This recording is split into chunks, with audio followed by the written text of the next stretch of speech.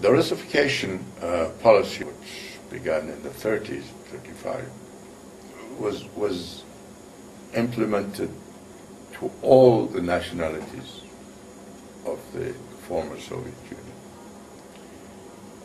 The minorities, the Tatars, the Circassians, the Balkars, the Nogay, you know, the remnants of civilizations that were there, not to the Georgians or Azerbaijanis, who were also part, but who had their own identity and their own history and their own culture. It was very successful up to the time that the Soviet Union broke, actually. The evidence of their success is in the how they usurped the languages of these people. I studied the dictionaries, for example, that were produced at the beginning, in the early 20th century, and then the dictionaries that were written during the Soviet period, and progressively. I mean, they came out with dictionaries every 10, 15 years. And you see progressively how many words, Circassian words, were replaced by Russian words. Continuously, systematically, very, very cleverly. Even though those Circassian words remained with the people, okay, we still called milk, milk in Circassian, but in the dictionary, it was the Russian word. And these dictionaries and these reference words were the ones used to teach children, to teach in schools, to teach. So slowly, there was a systematic erosion of the language. Now, the other point which was interesting, which I observed personally when I went to the Soviet Union, is that the Circassian language was taught in schools in Kabardino-Balkaria as a foreign language by Russian instruction. Okay, they were teaching the language in Russian as if it was a foreign language to Circassian students.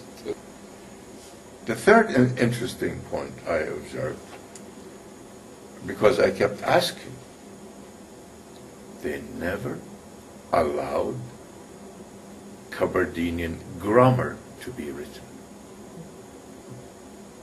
And I can tell you, until this day, it does not exist. It was done with the complete understanding and cooperation of the Kabardinian, Circassian leadership, communist leadership. They actually believed, and I spoke to them, I spoke to some of the old communists, they believed 100% that we should all become alike, we should all become Soviet citizens, Soviet people, speaking Russian only. And that all this gibberish, Bulgarian or Circassian or whatever, should be wiped out. They really believed that. The Russification policy, one of the clever things they did as far as the Kabardinian language is concerned, when Russian professors came from Moscow to establish the alphabet, okay, and what they did was create 4 or 5 letters, Cyrillic letters, to make one sound.